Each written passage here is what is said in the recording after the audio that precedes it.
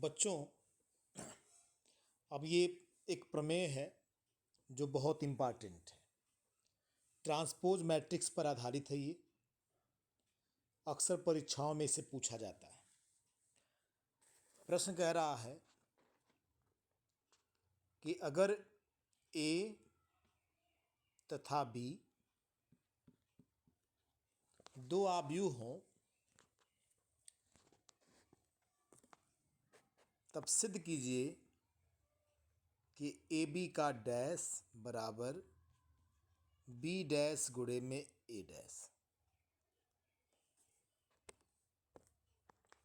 सिद्ध करना है ए बी का डैश बराबर बी डैश गुणे ए डैश। अब ध्यान रखिए, यह एक आव्यूह है, इधर भी एक आव्यूह है, दोनों पक्षों में आव्यूह है। तो दो आव्यूह बराबर कब होते हैं? अगर दो आव्यूहों को बराबर दिखाना हो तो दो बातों को दिखाना पड़ेगा। पहली बात, दोनों का क्रम समान दिखाना होगा, और दूसरी बात, दोनों के संगत अवयवों को बराबर दिखाना होगा। अगर दो आव्यूह समान क्रम के हों और उनके संगत अवयव आपस में बराबर हों तो सिद्ध हो जाएगा कि दोनों आव्यूह बराबर आव्यूह हैं। अब यहाँ हमें दिखाना है ए बी का डैश बराबर बी डैश गुणे ए डैश। ये दोनों बराबर दिखाने के लिए हमें ये दिखाना होगा, पहली बात, कि ए बी डैश का क्रम और बी डैश ए डैश का क्रम समान है।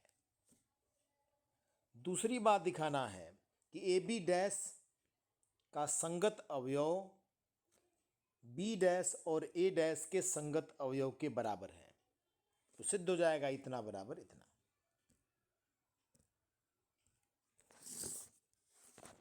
तो यहां मान लिया, इस प्रमेय को हम सिद्ध कर रहे हैं। मान लिया हमने ए बराबर ए आई जे और यम गुणे में यन। आप समझते चलिएगा सभी लोग। और बी बराबर बी जे के एन गुणे में पी। तो ए डैश अगर निकालेंगे, इसका परिवर्त बताया था मैंने, पंक्तियों को स्तंभों में और स्तंभों को पंक्तियों में बदल देने से ट्रांसपोज मैट्रिक्स मिल जाता है। तो मान लेते हैं ए डैश सी जे आई और यन गुणे में यम हो जा रहा है, और बी डैश डी के जे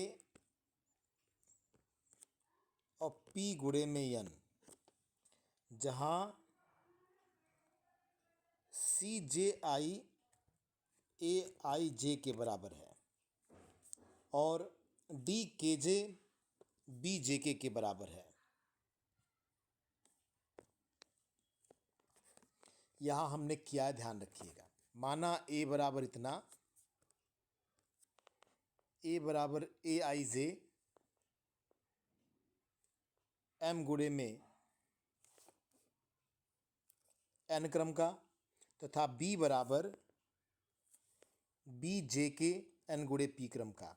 तो यहाँ से A dash C J I N गुणे एम हो जाएगा, क्रम चेंज हो जाएगा, और बी डैश कर देंगे तो डी के जे पी गुणे एन क्रम हो जाएगा, जहाँ सी जे आई बराबर ए आई जे और डी के जे बराबर बी जे के। अब इससे स्पष्ट है कि, ध्यान दीजिएगा, ए का क्रम यम गुणे एन है और बी का क्रम यन गुणे में पी है।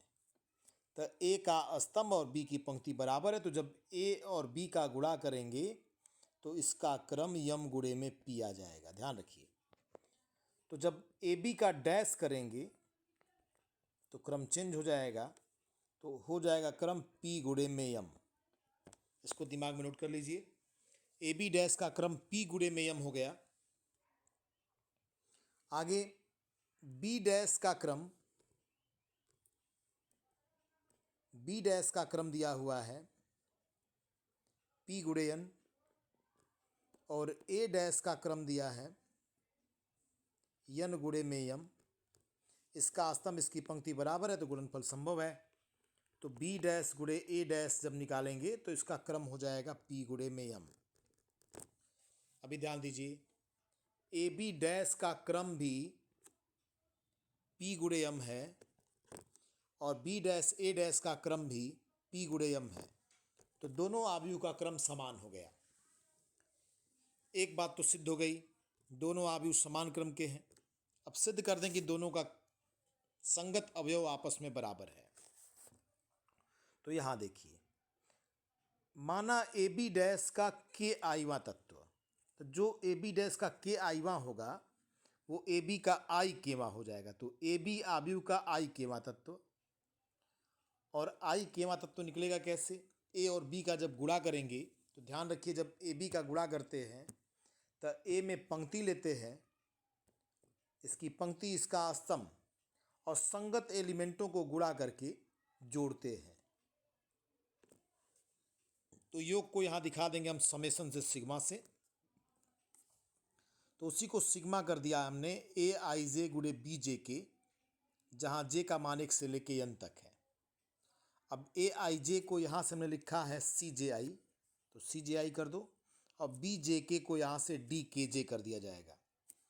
तो इसका क्रम बदल सकते हैं, होता है ना ए गुणे में बी बराबर बी गुणे में ए, तो संख्याओं का गुणनफल का क्रम बदल सकता है। इसको डी के जे गुणे में सी जे आई लिख देंगे। तो जिस प्रकार से हमने ए बी का आई केवां तत्व लिखा, वैसे ये जो हो जाएगा डी बी डैश के लिए आया है और सी ए डैश के लिए, तो बी डैश गुणे ए डैश का के आईवां तत्व हो जाएगा। ध्यान रखिए, ए बी डैश का के आईवां तत्व बी डैश ए डैश के आईवां तत्व के बराबर हो गया। इसका मतलब दोनों आव्यूहों के संगत अवयव आपस में बराबर हो गए। तो इस प्रकार सिद्ध हो गया ए बी का डैश बराबर बी डैश गुणे ए डैश। इसको करके देखेंगे तो समझ में आएगा।